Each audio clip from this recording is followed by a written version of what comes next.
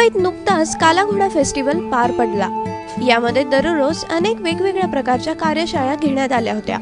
त्यातील एक वेगळी कार्यशाळा म्हणजे गौरी केतकर यांची रिसायकल पेपर मधून वस्तू तयार करण्याची।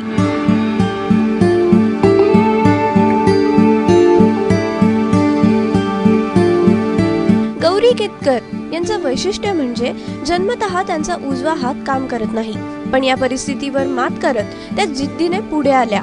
त्यांनी मिलिंद साठे म्हणजेच त्यांच्या गुरूंच्या साहाय्याने रिसायकल पेपर पासून वेगवेगळ्या आकाराच्या गृहोपयोगी वस्तू तयार करण्यास सुरुवात केली। पेपर पल्प पासून आपल्याला आपल्या कल्पनेप्रमाणे आपण काही बनवू शकतो। अक्षरशः काही हे मी इथे वेस्ट पेपर बास्केट बनवली आहे, फ्रूट बाउल बनवला आहे, पेपर मुलांसाठी मास्क बनवला आहे, पेपर स्टँड बनवला आहे, ट्रे बनवला आहे। म्हणजे फंक्शनल थिंग्स, युजफुल थिंग्स आपण बनवू शकतो, नुसतंच शोभेच्या वस्तू नाही।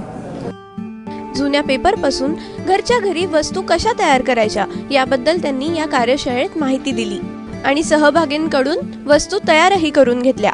यामध्ये सहभागी झालेल्या लोकांनी मोठ्या हौसेने या वस्तू तयार केल्या। गौरी यांची जिद्द आणि त्यांनी तयार केलेल्या वेगवेगळ्या वस्तू हे सगळंच खूपच कौतुकास्पद आहे। स्वरदा वाघुले, एबीपी माझा, मुंबई।